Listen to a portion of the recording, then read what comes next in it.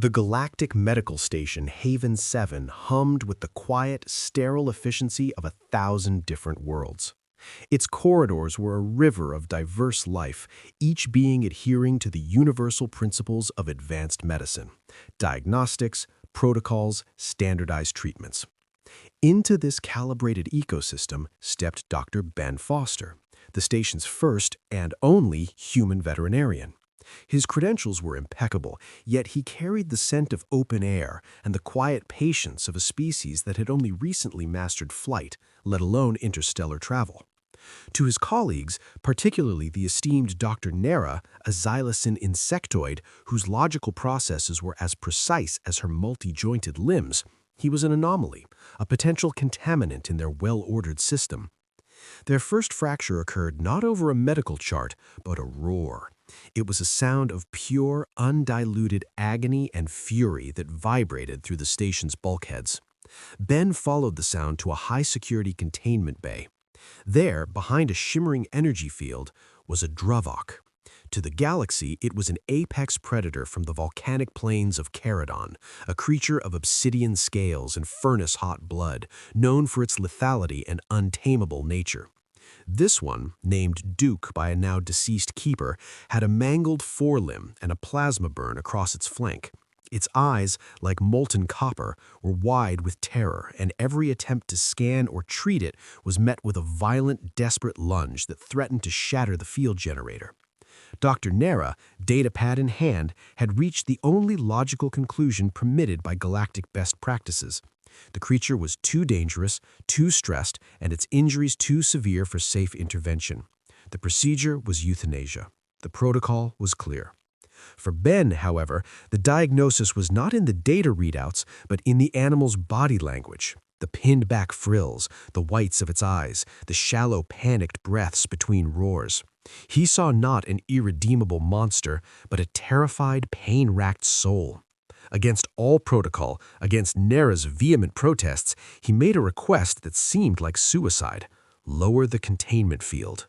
The air in the bay grew taut with disbelief as the field's hum died, leaving only the Dravok's ragged growls and the pounding of hearts, both carbon-based and otherwise.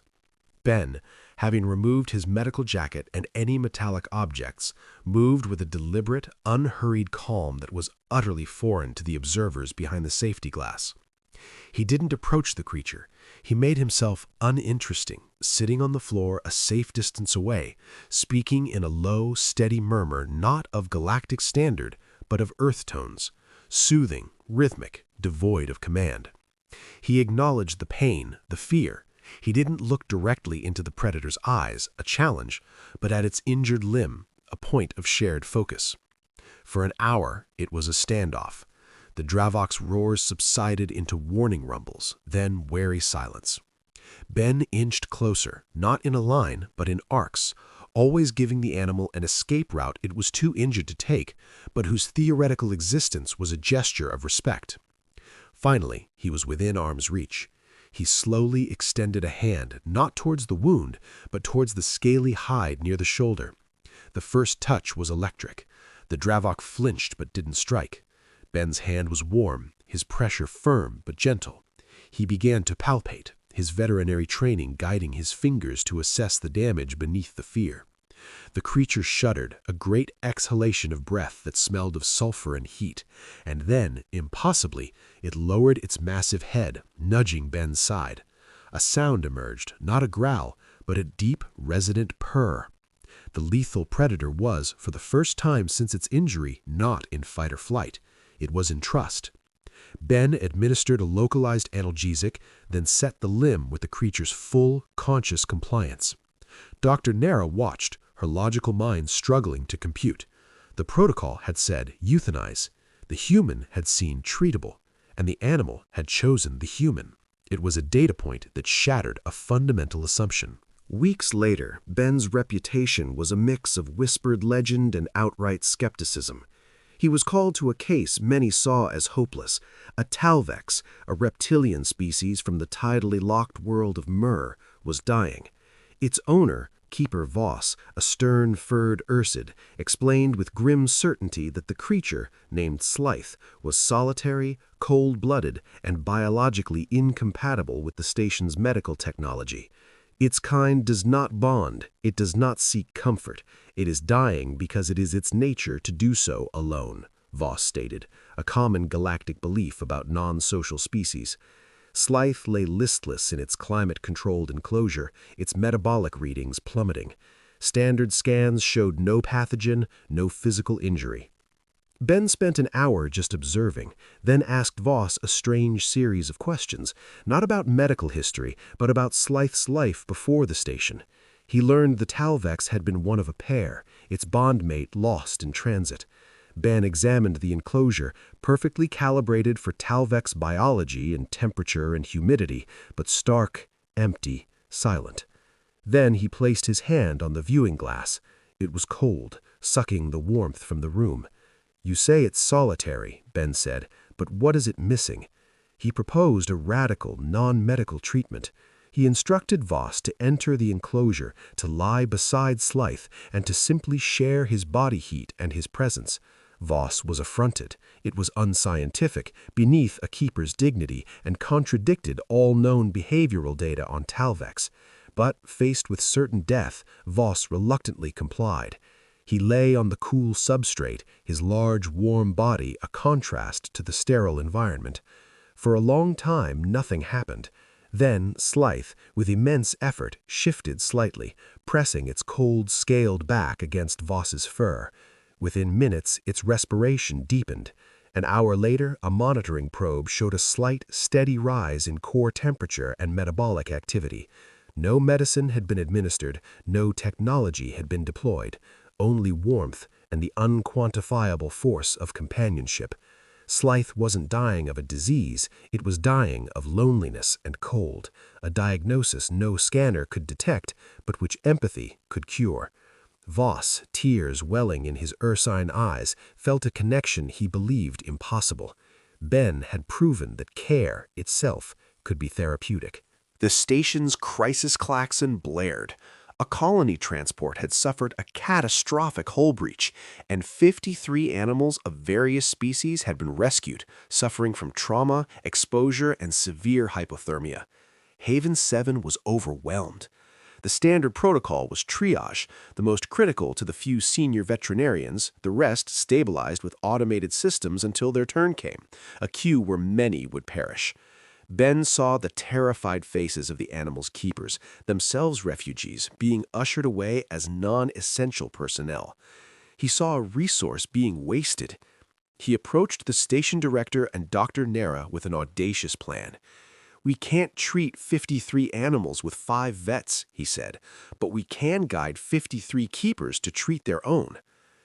It was chaos at first. Ben and Nara became a rapid response teaching unit. They showed a feathered avian keeper how to hold her shivering raptor to share warmth. They instructed an aquatic being's handler on how to manually regulate water salinity. They taught simple calming touch techniques, how to read signs of shock, how to administer basic oral fluids. The bay, once a scene of sterile panic, transformed into a humming network of small, intense circles of care. A Grishnak miner hummed a deep, rumbling tune to his burrowing companion. A delicate fungal being carefully misted its spore-sensitive charge. Ben and Nara dashed between them, handling only the most complex surgical cases, but the tide was turning. The animals, surrounded by familiar scents and voices, calmed. Their vital signs, monitored across a vast bank of screens, began to stabilize. One by one, then in clusters, the crisis alerts turned to steady green. All 53 animals survived. The event became legend.